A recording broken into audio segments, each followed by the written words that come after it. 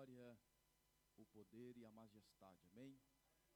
Se não fosse pelo Senhor, nenhum de nós estaríamos aqui, amém? Eu estou feliz, irmãos, de poder estar aqui pela primeira vez nesse país, nesta congregação. Estou feliz de poder estar na casa do pastor Ronaldo, a pastora Luciene, que tem me recebido com muito amor e carinho. Muito obrigado, pastor. Sem demagogia, eu louvo a Deus pela vida do senhor, da sua família, de toda a sua esposa e de toda a sua casa, amém? Louvo a Deus pela vida também da missionária Lindoelma, que foi uma ponte, juntamente com a irmã, para que eu pudesse estar aqui. Muito obrigado, irmão, pelo esforço, pelo carinho. Estamos ali em Portugal e estamos aqui embaixo da bênção do nosso pastor presidente, do nosso pastor local, pastor presidente Robson Ferreira, pastor local Jaime do Espírito Santo. Congregamos na Assembleia de Deus Ministério ADEF. Estamos aqui embaixo da bênção deles, amém? Trago um abraço e que Deus vos abençoe. Irmãos, eu tenho uma palavra da parte de Deus para mim e para você, mas eu vou apenas louvar a Deus com um louvor. Ainda temos um tempo. Eu tenho uma palavra rápida, mas porém objetiva para os nossos corações. Vamos louvar esse louvor. Elielton John, o escolhido. Coloque aí, fazendo um favor para nós, que nós vamos estar louvando a Deus com este hino. A garganta, irmãos, eu estou um pouquinho rouco, gripado. Os irmãos me perdoem. Hoje já pregamos pela manhã e foi uma bênção. Eu tenho certeza que Deus vai fazer grandes coisas, amém? Se o irmão puder me dar um pouquinho de retorno no microfone, eu vou agradecer, amém? Aleluia. Louvado seja Deus. Você foi chamado, é um escolhido. Você vai ser vaso usado por Deus. Já começa a prova, Deus está trabalhando. Os teus olhos choram, Deus está te moldando. Deus não dá prova que tu não suporta, pois toda vitória tem que ter um preço. Deus agita o mar, remove montanhas. Deus faz mais que isso para te ajudar. Às vezes o barro é muito amassado para fazer um vaso como ele quer. Passa tudo isso, chega as boas novas. Quem te viu no vale vai se admirar. Esse é o nosso Deus, Ele é o nosso Deus, Rei do universo. Nada é impossível quando Ele quer. Oh, aleluia. Tudo Ele faz por mim, por você. Você pode levantar uma das suas mãos e agradecer a Ele, porque nós estamos aqui nessa tarde. Oh,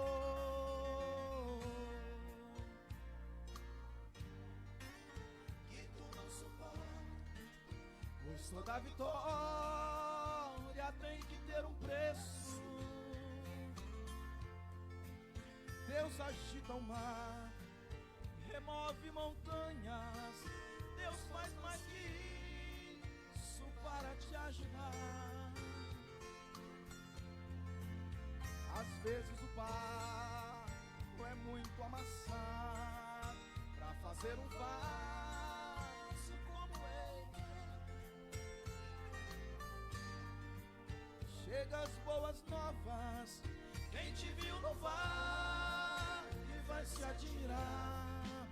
Esse é o nosso Deus, Rei do universo. Nada é impossível. Oh, aleluias. Tudo Ele faz e Ele vai continuar fazendo, amém?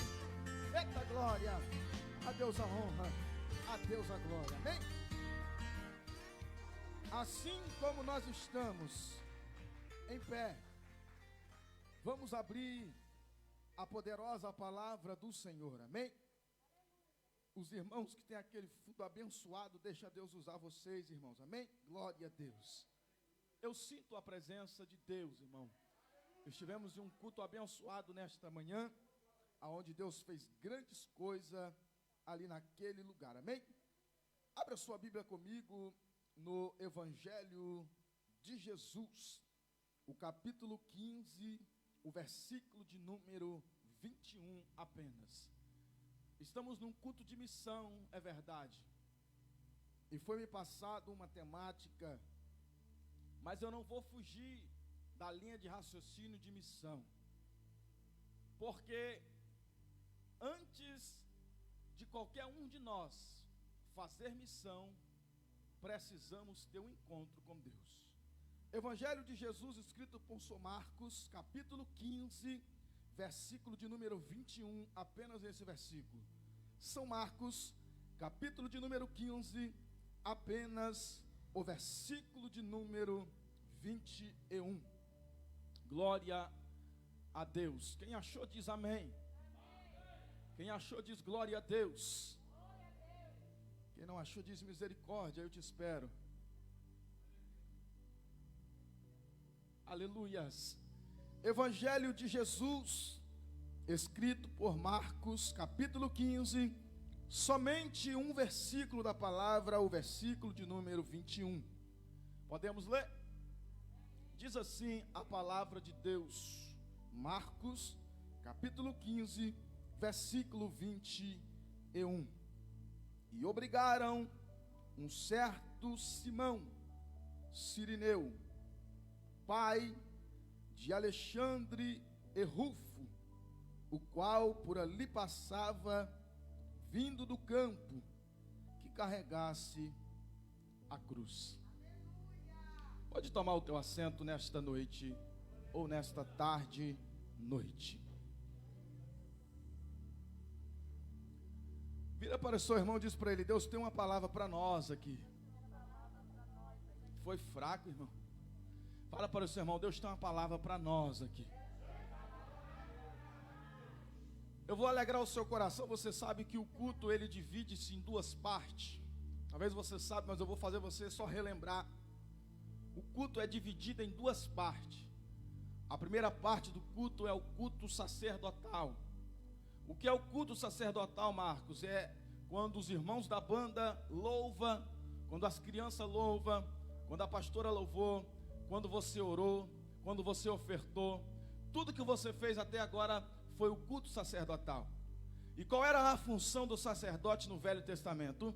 Era pegar tudo aquilo que estava embaixo e mandar para cima para Deus.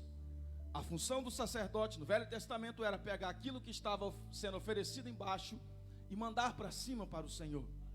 Em contrapartida, a segunda parte do culto, preste atenção que isso aqui é forte, irmão. Não estou pregando, só estou te dando uma instrução.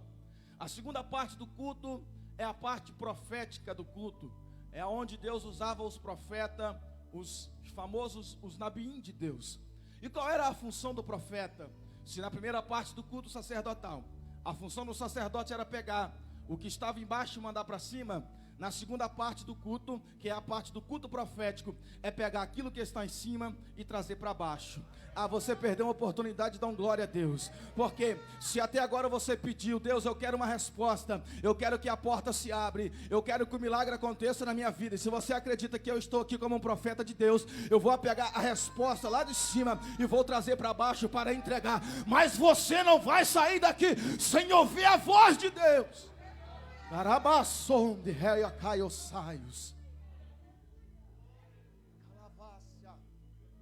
Eu não sei se eu vou conseguir pregar essa palavra, mas eu vou tentar, porque eu sinto uma glória nesse lugar. E eu fiquei sabendo que tem um varão ali, é Júnior o nome dele, né? É lá pertinho da minha cidade, lá no Espírito Santo, lá de Mantenópolis, dá aproximadamente 26 quilômetros da minha cidade, que é Pancas, e ele mora pertinho, eu fiquei sabendo. Deus abençoe a sua vida, tá, meu filho? Oh, glória. Irmãos, vamos para a palavra do Senhor. Preste bastante atenção. Se você não dá glória a Deus, enquanto eu estiver pregando, amém. Eu quero que você entenda a palavra do Senhor. Eu tenho certeza que você vai dar glória, porque essa palavra Deus colocou no meu coração, e não tem como você não glorificar a Deus. Eu sou um pregador, gosto de pregar contando história. Então eu vou contar uma história para você aqui hoje. Vou narrar uma história dentro da palavra do Senhor. Nós estamos diante de um texto que nós lemos. Se você ler, você vai ver somente o versículo 21, que vai falar desse homem por nome Simão Cirineu.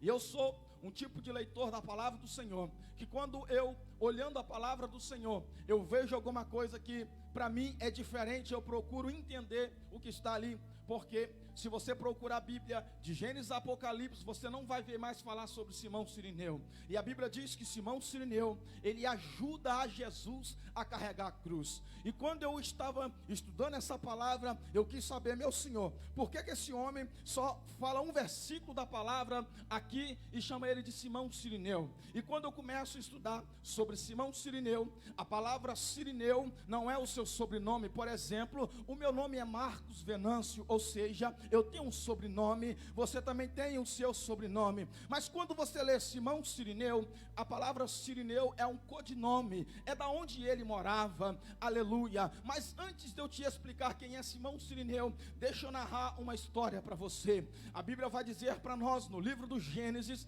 que quando o homem ele cai, que quando o homem desobedece ao Senhor, a Bíblia diz que ali Deus vai fazer agora uma promessa, e ele começou a distribuir ali algo para o homem. Ele disse: olha, homem, por causa da sua desobediência, a partir de hoje, para você se alimentar vai ter que ser do próprio suor do seu rosto. E ele disse para a mulher: você, mulher, por causa da desobediência, as dores que você tem vai ser umas dores que vai aumentar, ao ponto de você quase não suportar. E ele disse para Satanás, que era ali no Éden chamada da serpente, ele disse para a serpente: e para você, serpente, ainda vai nascer um que vai esmagar a sua cabeça. Você não está entendendo, vou falar de novo. Deus disse para a serpente: vai nascer um da semente desta mulher, ele vai esmagar a sua cabeça.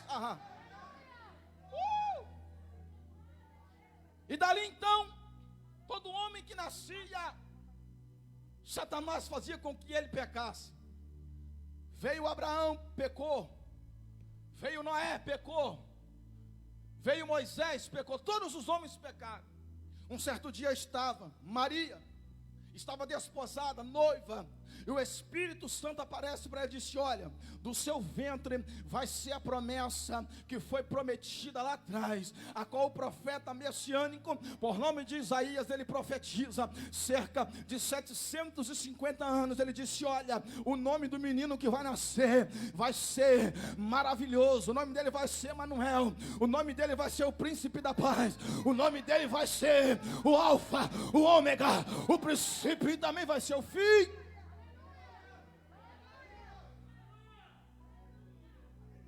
Ele disse que o nome do menino seria Emanuel. E a palavra Emanuel, meu pastor, ela significa Deus conosco, não é verdade? E se eu te falar que a palavra Emanuel é muito mais forte do que Deus conosco?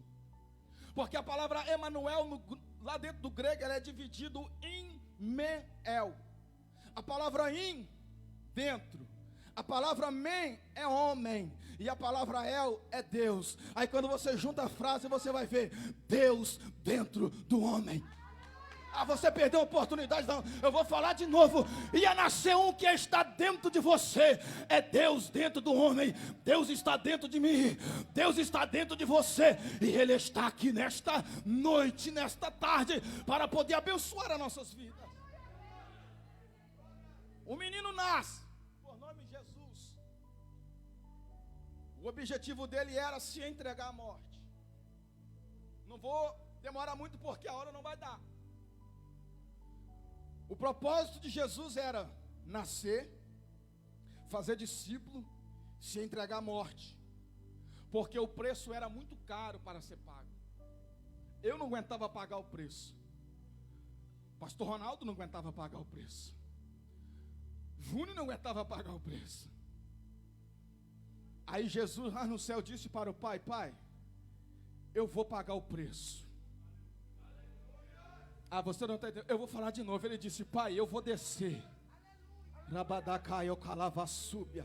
Eu desço na terra para Júnior não descer para o inferno. Eu desço na terra para Marcos não ir para o inferno. Eu desço na terra para Ronaldo não descer para... Eu vou descer, eu vou desfazer de toda a minha glória, mas eu vou descer lá.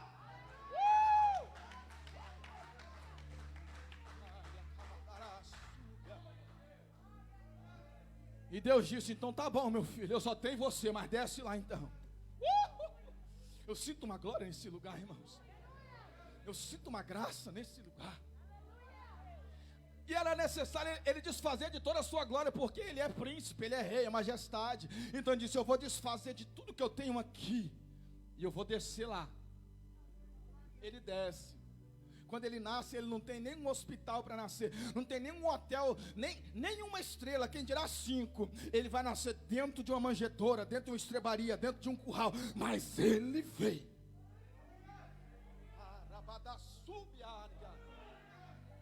Eu não sei se você está sentindo uma presença, mas eu estou com o corpo todo arrupiado aqui, irmão. Eu estou com vontade de pular. Eu vou deixar 1 minuto para você adorar a Deus. Só quem veio para adorar, 1 minuto para você.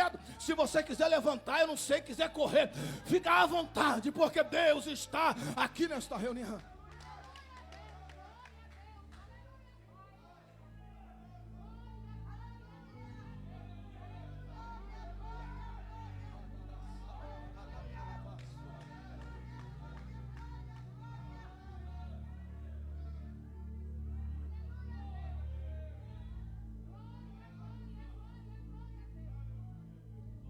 Mas na época que Jesus nasceu, tinha hospedaria. Eu vou falar o que Deus me disse aqui agora, tá, irmãos?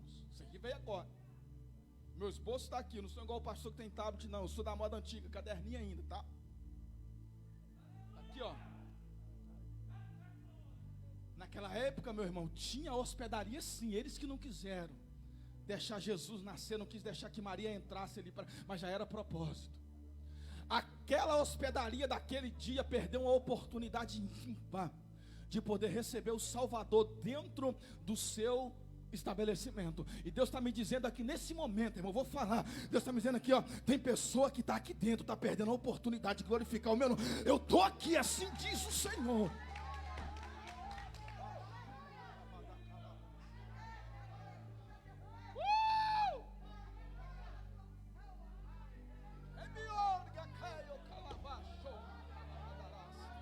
Pode se soltar, irmão. Ah, mas eu sou novo convertido ainda. Eu aceitei Jesus ontem. É a primeira vez que eu venho aqui. E daí? Essa casa é de Deus. Esse lugar é de Jesus. Pode adorar a Ele nesse lugar.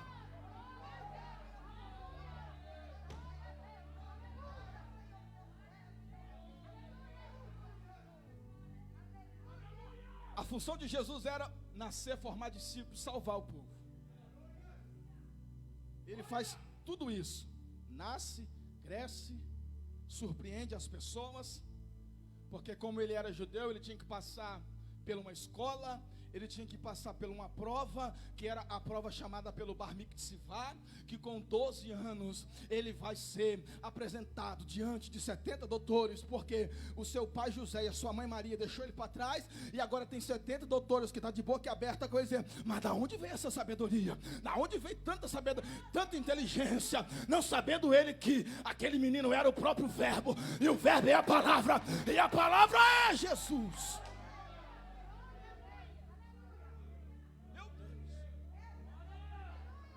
70 doutores de boca aberta, querendo colocar a mão no ombro direito dele, dizendo assim: você está aprovado, porque o costume era mão no ombro direito para aprovação e mão na mão para reprovação. 70 doutores disseram: peraí, deixa eu pôr a mão no ombro direito desse menino para aprovar ele, porque ele é doutor, ele pode fazer discípulo, está aprovado, apto. Aí Jesus, com 30 anos, aparece onde? Nas margens do Rio Jordão, sendo batizado por João Batista. 3 anos de ministério, ele forma os discípulos, salva, cura, liberta, ressuscita, transforma. Com 33 anos de idade, eu vou começar a pregar agora.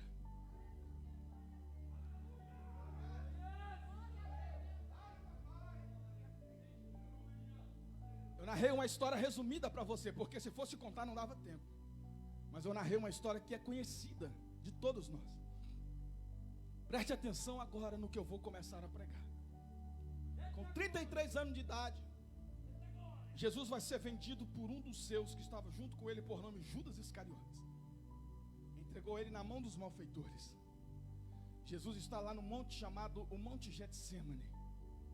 A palavra Getsemane no original significa o lugar de prensa. E foi naquele lugar, preste muita atenção, por favor, irmãos, em nome de Jesus. Quando Jesus está ali, ele convida Pedro, Tiago e João e disse para os outros discípulos: vocês ficam aí, mas vem aqui comigo, Pedro, Tiago e João. Não é que Jesus fazia acepção de pessoa, porque é dessa forma, amor. É desse jeito. Você quer ser chegado a Deus? É só você buscar Ele. Tem pessoas que estão mais próximo de Deus. Não é que Deus está mais longe de pessoas. Tem pessoas que estão mais próximo de Deus. Tem pessoa que ora mais, jejua mais, consagra mais, pede mais. Então é normal isso. Então Pedro, Tiago e João, eles tinham mais intimidade com Jesus. Então era onde eles se aproximavam mais do Senhor. Preste atenção. Lá no Monte Getsemane, Jesus está lá. E quando de repente chega quem? Judas Iscariotes, juntamente com os malfeitores, para prender Jesus. Ele já tinha entregado Jesus, já tinha vendido o nosso mestre, mas já era tudo propósito de Deus.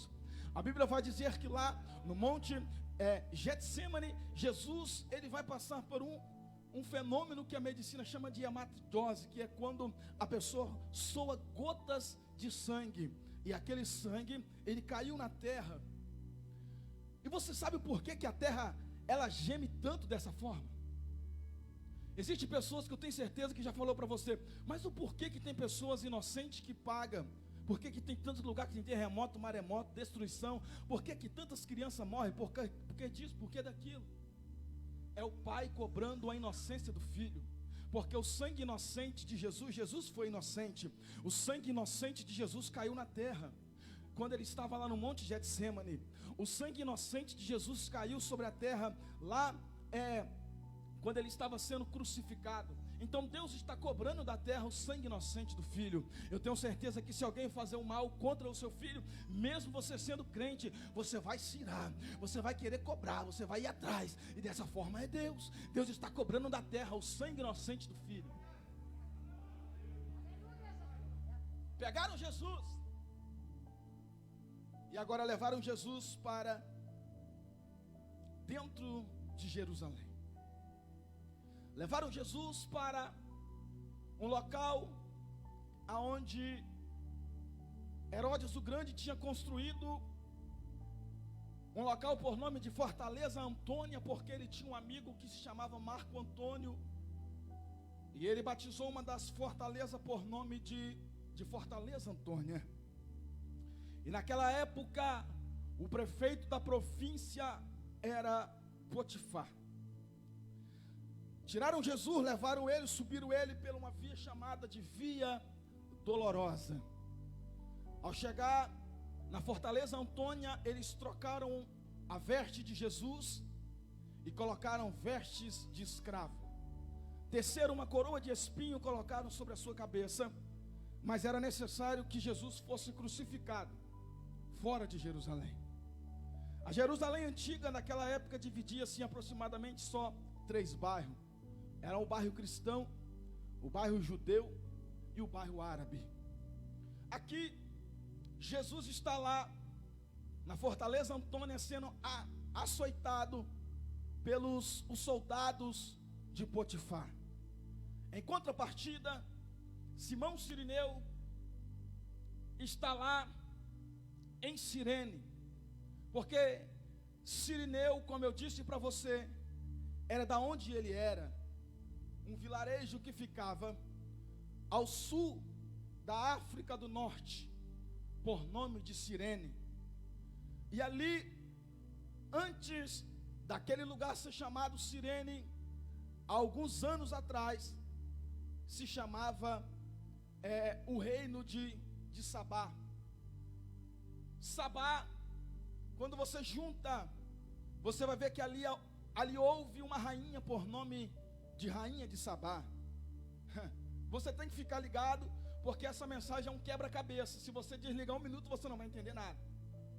Então Cirene, antes de ser Cirene, era uma colônia que se chamava a colônia de Sabá, porque havia uma rainha por nome de Sabá. E essa rainha, ela ouviu falar de um homem por nome Salomão. Salomão foi o terceiro monarca dentro de Jerusalém. Salomão foi quem inaugurou o templo. Salomão foi quem ofereceu o sacrifício para o Senhor. A Bíblia diz em Crônicas, se você começar a ler, você vai ver que no dia do sacrifício, Salomão, ele oferece para Deus, aproximadamente no holocausto, cerca de 1.500 animais de sacrifício para o Senhor. Quando Salomão acaba de construir o templo, ele edifica, porque havia uma promessa. Deus disse para Davi: Davi, não vai ser você que vai fazer o templo, será o seu filho, porque nas suas mãos tem sangue, e eu quero alguém para fazer minha casa, alguém que não seja igual a você. Então a Bíblia diz que Salomão vai inaugurar o templo, e a Bíblia diz que ele fez tudo conforme Deus tinha pré-estabelecido para ele. Ele fez todos os detalhes. Ele convocou os sacerdotes, os levitas, colocou a arca e adorou o Senhor. A Bíblia diz que naquele dia a glória foi tão grande dentro daquela casa, evangelista Júnior, que a Bíblia diz que a glória tomou tanto aquela casa que quem estava pelo lado de fora não conseguia entrar, e quem estava por lado de dentro não conseguia sair. Eu vou falar uma coisa para você: tem uma glória aqui dentro nesse lugar. Eu quero dizer para você com toda certeza que o mesmo Deus que desceu no templo aquele dia onde Salomão edificou é o mesmo que está aqui. Ele pode batizar, ele pode curar, ele pode encher a sua.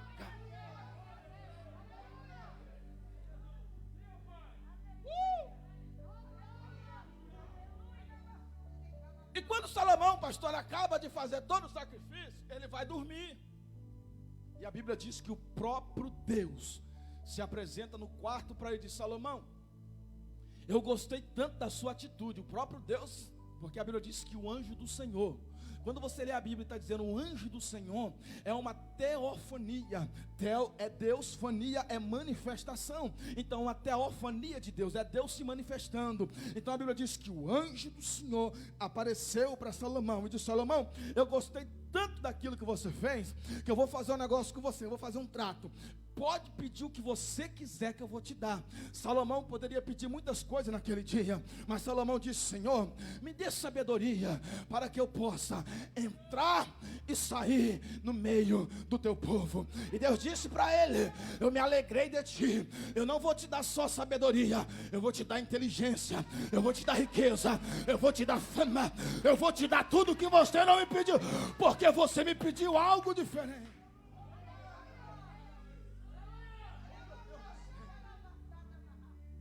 Que eu estou sentindo aqui, irmão.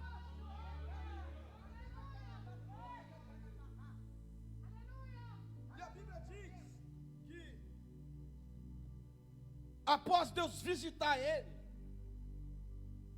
que ele pega essa sabedoria que Deus deu para ele, a história vai dizer para nós que a sabedoria dele começou a chegar nas portas do Egito, a sabedoria dele começou a chegar nas portas de Ramate, a sabedoria dele começou a chegar em Cirene e chegou lá em Sabá. Quando a sabedoria, a notícia que Salomão era o homem mais sábio do Oriente, mais rico e mais poderoso, a rainha de Sabá, evangelista Júnior, ela quis saber. Ela disse: não é possível que a sabedoria desse homem é tanto assim. Eu vou fazer o seguinte, eu vou reunir, preste atenção, irmão, eu vou reunir aqui um aglomerado de pessoas e crianças. Vou pegar umas carroças, os meus jumentos montesos, os meus cavalos, e eu vou lá. Eu quero ver se esse Salomão, ele é mesmo, de fato, um homem sábio, um homem rico e um homem inteligente. Quando ela começa a chegar, ela diz: eu vou impressionar ele. A história diz que ela vai levar para ele, aleluia, ela vai viajar aproximadamente 1.600 quilômetros, uma trajetória de aproximadamente 75 dias de viagem. Quando ela vai, ela não leva só criança, ela não leva só o sábio que tinha lá no seu reinado. A história diz que ela vai levar para impressionar Salomão, pastor. Ela queria impressionar, disse: eu vou levar 4 toneladas de ouro e vou levar para ele, eu vou impressionar ele. Quando ela chega, que ela avista o palácio de Salomão, aleluia, que era dividido, aleluia, em 3 partes, que tinha o lugar aonde Salomão, ele fazia o seu sacrifício. Ela começa a observar e ver, mas peraí, que negócio é esse? Que grandeza é essa? Ela fica encantada.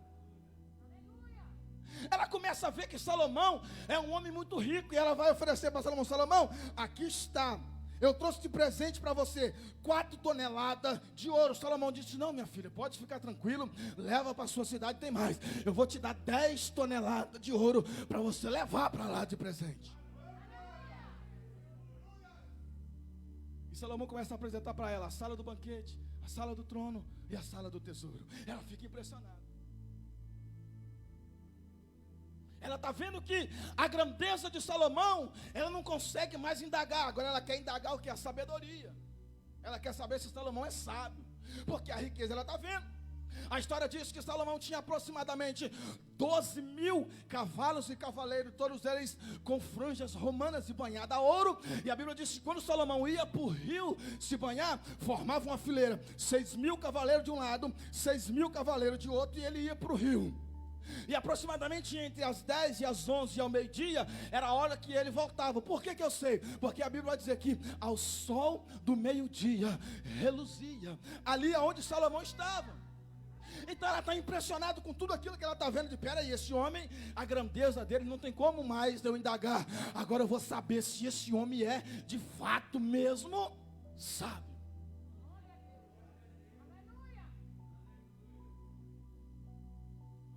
Ela disse: Salomão, a sua grandeza não tem como mais indagar. Eu quero saber se você é sábio. Eu tenho 2 enigmas para você que até hoje ninguém lá em Sabá conseguiu desvendar para mim. Salomão disse: pode mandar o primeiro. Ela disse: Salomão, eu quero que você fale para mim qual é a fonte que jorra a água doce e a água amarga.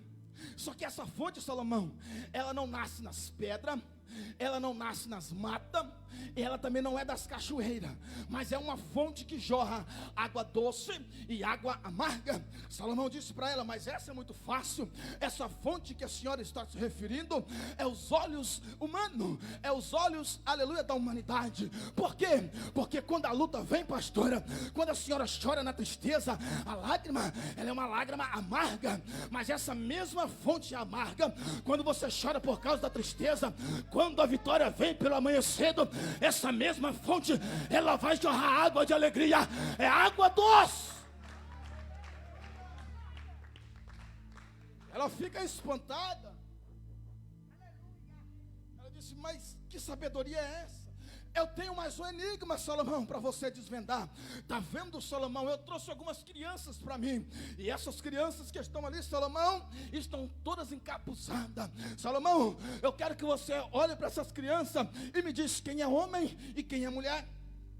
A história diz que Salomão ordena o copeiro: pega para mim bacias com água, coloca ao pé de cada criança. E assim fez. Quando a bacia está no pé das crianças, Salomão disse para as crianças: lavem as mãos e seque-as. As crianças molham a mão. Algumas delas secam a mão na roupa, ou no lenço, ou na túnica. E alguma das crianças apenas balançava a mão para se secar.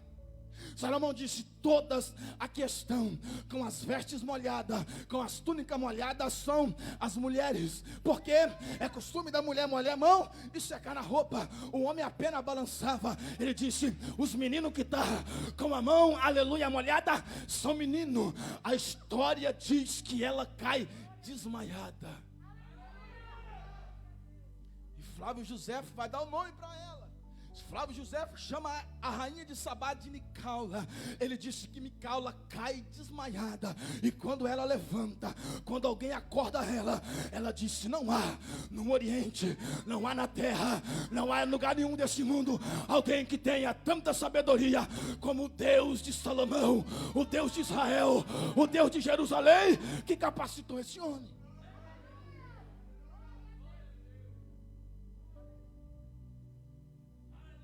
E ela quis levar para Sabá tudo aquilo que ela aprendeu. É nesse momento que vai constituir uma aliança. E dessa aliança, uma estirpa judaica nasce. Cerca de 950 anos depois, aparece Cirineu.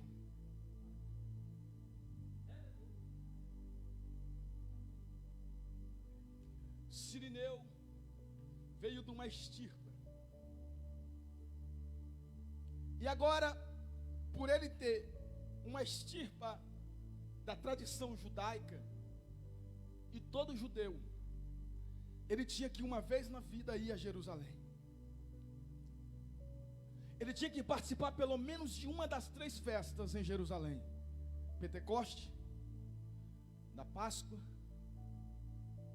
e dos pães ásperos. Ele tinha que ir. E Cirineu, ele escolheu o dia da Páscoa para poder ir. Isso aqui é forte. E no período da Páscoa, um cordeiro pascual tinha que morrer para o sacrifício. E todo judeu, quando ia participar da cerimônia, ele preparava, o evangelista Júnior, uma roupa de linho branquinha, impecável. A Bíblia diz que Simão tinha uma família. Ele era pai de Alexandre e era pai de Rufo, ou Rufo e Alexandre. Rufo o primeiro, Alexandre o segundo. Preste atenção, irmão, já estou terminando. Mas segura aí mais um pouquinho, só para você entender. Então, quando ele vai fazer essa viagem de aproximadamente 1.600 quilômetros, ele deixa a família em casa. E ele foi para Jerusalém para poder participar de um ritual que estava aqui a acontecer. Preste atenção. De um ritual que iria acontecer dentro do templo em Jerusalém. E qual era o ritual? Só poderia entrar homens. As mulheres não podiam entrar. Entrava todos os homens vestidos de branco. Na porta da entrada havia um ajudante do sacerdote. E a pessoa que ia passar pela porta, com a roupa já vestida, com a túnica branca vestida, a roupa de linho branco, o ajudante do sacerdote examinava o homem de ponta a ponta. Não poderia haver uma mancha sequer na sua roupa, para ele entrar para dentro do templo, para poder participar do sacrifício. Então ali está todo mundo de branco. E Simão viajou 1.600 quilômetros para vir para Jerusalém, para poder participar desse ritual. A história diz que era um altar dentro do templo, de aproximadamente 2,80 metros de altura. O sacerdote, ele pegava um cordeiro limpo, puro, sem mancha, todos os homens de branco embaixo. Ele pegava um animal, trazia o animal, colocava sobre um altar. E todo mundo percebendo isso, ele pegava uma espécie de uma navalha, cortava a jugar daquele animal, pegava ele pelas 2 patas traseiras, levantava de ponta cabeça, até o sangue todo descer dentro de uma bacia. Após o sangue descer dentro daquela bacia, o sacerdote pegava uma ponta de madeira, e ele pegava uma planta que o salmista disse no Salmo 51, no verso 7, ele disse que ele pegava uma planta chamada de isopo. Essa planta, por nome de isopo, ela tinha um poder de absorção muito grande. Então ele pegava uma ponta da madeira, pegava nessa planta, ia dentro daquela bacia cheia de sangue, levantava até o sangue escorrer na madeira e cair no chão. Depois que o sangue era escorrido e a planta está cheia, preste atenção, ele chegava na ponta do altar e começava a fazer bem assim, ó. Começava a sacudir aquela planta. Está todo mundo embaixo com a veste branca. Era normal sujar a roupa de sangue. E quando caía uma gotinha de sangue, na vestimenta de quem estava embaixo. Ele olhava para o céu, agradecia a Deus, porque era como se ele tivesse recebido um troféu. E aquela gotinha daquele sangue era um prêmio incalculável para o judeu naquela época. Então, quando Simão sai lá de Cirene, ele traz dentro da sua mala e deixa em casa Alexandre e Rufo e a sua família. Então ele coloca dentro de uma mala essa roupa. E quando ele chega em Jerusalém, ele entra por uma das portas de Jerusalém, que naquela época era aproximadamente 12 portas.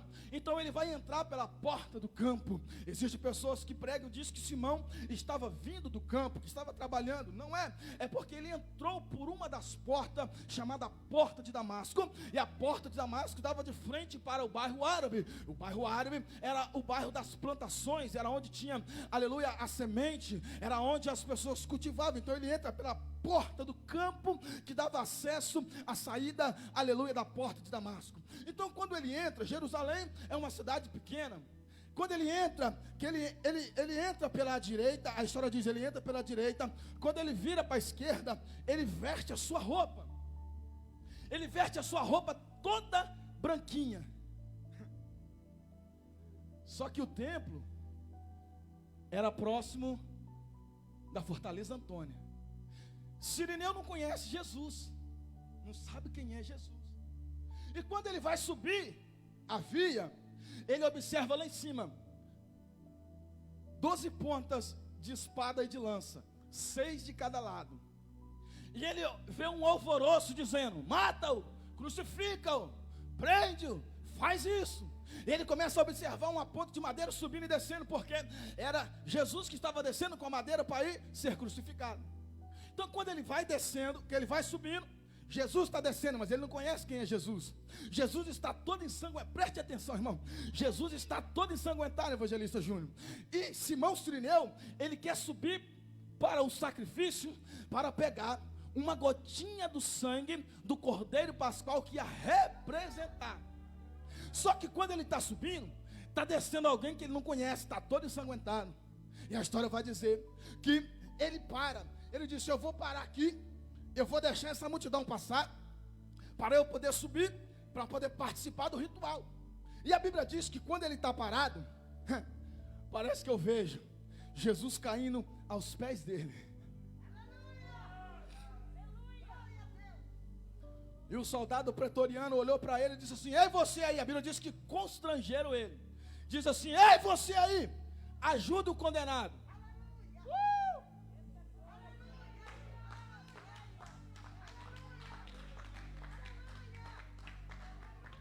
Ei você aí, ajude ele.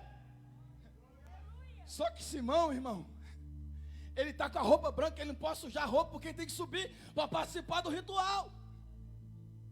Eu vou imaginar agora Simão Cirineu coçando a cabeça: mas se eu ajudar esse homem que está todo sujo de sangue, eu vou sujar minha roupa.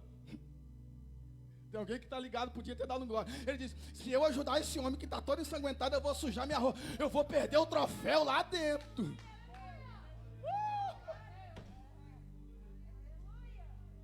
O soldado diz: ei você, ajuda ele. A Bíblia diz que constrangeram, ele foi obrigado.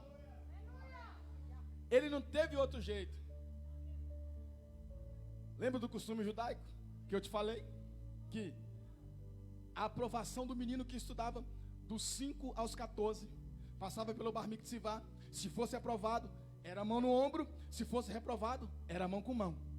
Aprovado, estava apto a constituir discípulo. Se tivesse reprovado, mão na mão. Se errasse uma das perguntas dentro do bar mitzvah, era reprovado e poderia trabalhar, constituir família, servir Jesus, mas não serviria para representar o clã da sua família e muito menos fazer discípulo. Jesus tinha sido aprovado com 12 anos no bar mitzvah, que 70 doutores desceu, colocou a mão direita no ombro dele e disse assim: você está apto para fazer discípulo. Quando constrangeram Simão Cirineu que Jesus cai, e quando Simão vai ajudar Jesus, a história diz que Jesus, para se levantar, pastor, me permite, Jesus para se levantar, ele pega a mão, vai no ombro direito de Simão, apoia e se levanta. A marca da mão está ali, aleluia, direito.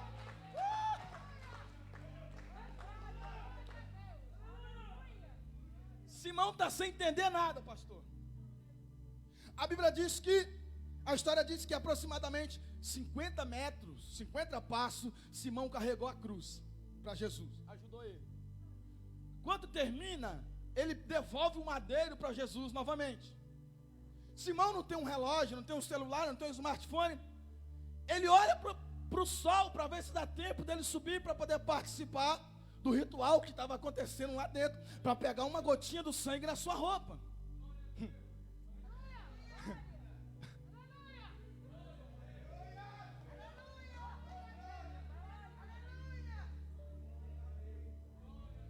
Aí ele olha para cima, Júnior. Ele olha para o sol. Ele vê que o sol já se pôs. Ele pensa, já passou a hora, já perdi o horário. E quando ele olha para a sua roupa está toda ensanguentada.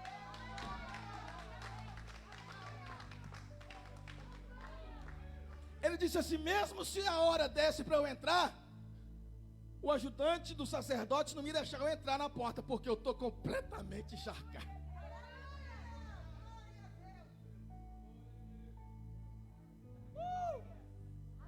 O que ele faz? Tira a roupa, põe na mala e vai voltar embora.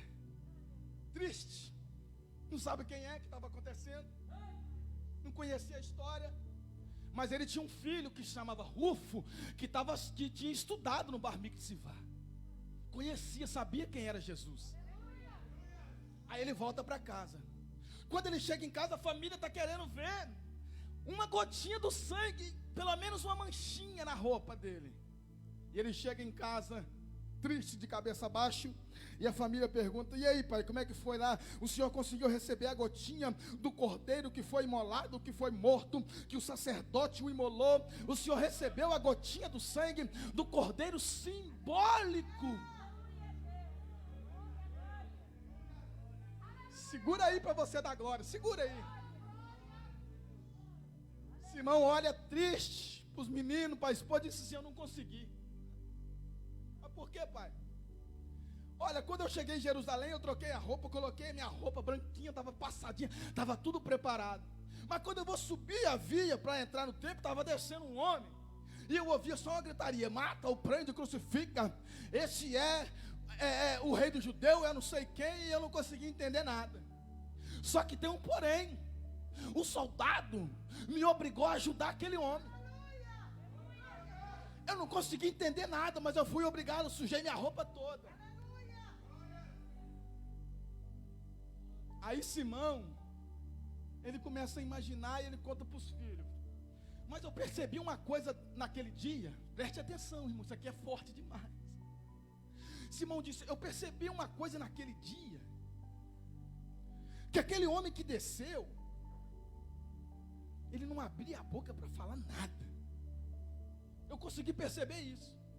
Como uma ovelha muda, ele foi levado para o matadouro. Aí Rufo, que estava estudando na escola do Bar Mitzvah, ele disse, espera aí pai, como é que é o negócio? Como uma ovelha muda, foi levado para onde? Filho, como ovelha, ele não abria a boca para nada. Aí Rufo vai lá, em Isaías 53, abre a ver, como ovelha muda, foi levado para o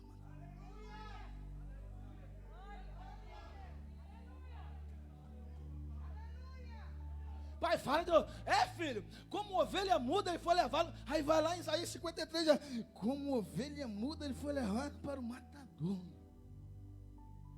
Ô pai, o senhor pode falar mais uma coisa? Posso sim, filho. Aquele homem estava todo ensanguentado.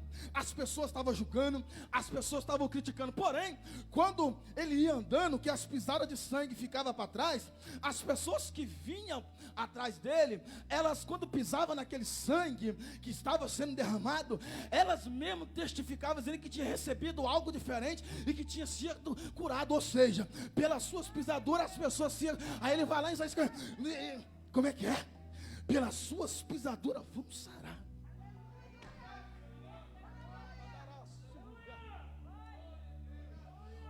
Rufo estava estudando, Rufo sabia de quem estava falando.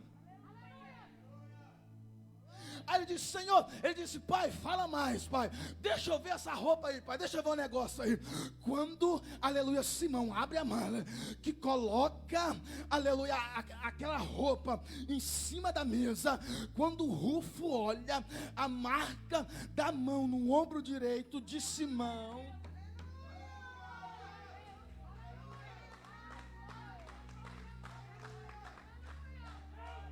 que ele vê a roupa branca toda ensanguentada, Rufo olha para o pai e disse, pai, era ele.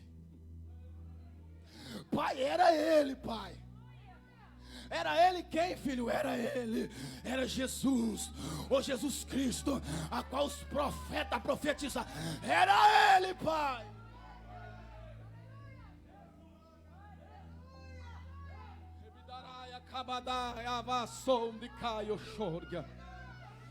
Acabando que Steforgia, Caio Sonde, Eleio sai de Cabio de Vargas Súbia. Ele disse, pai, era ele. Era ele de quem os profetas profetizou e disse que da semente de uma mulher nasceu um que vinha, pai, para poder fazer discípulo, para escolher pessoas, para poder salvar.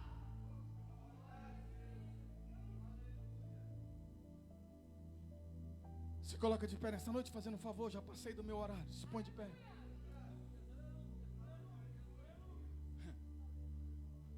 Agora olhe para cá.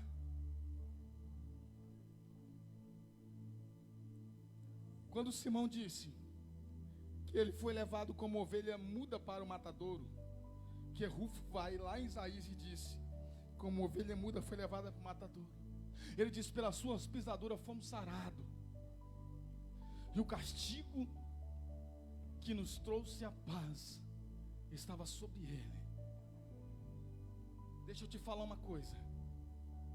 Simão viajou 1.600 quilômetros de distância para receber uma gotinha de sangue na sua veste, de um cordeiro que era o símbolo do ritual, porque tinha que morrer o cordeiro para poder participar do sacrifício.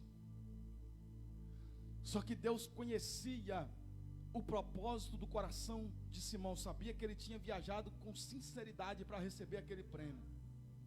Ele disse, ao invés de você receber, Simão, uma gotinha do cordeiro que vai ser imolado lá dentro, eu vou te encharcar com o sangue, aleluia, do verdadeiro cordeiro de Deus que tira o pecado do mundo.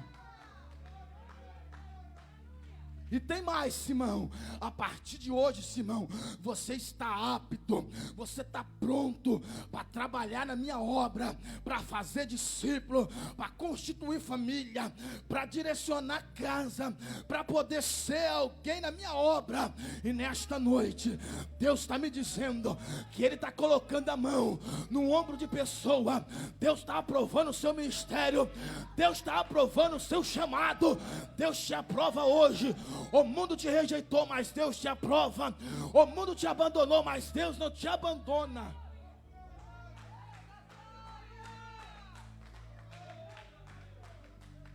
Rabadasúbia,